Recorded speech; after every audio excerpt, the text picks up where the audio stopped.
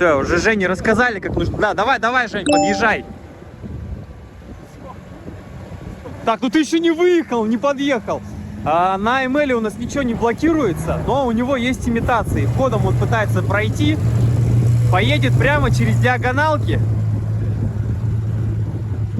Ход очень слабенький, короче, получился.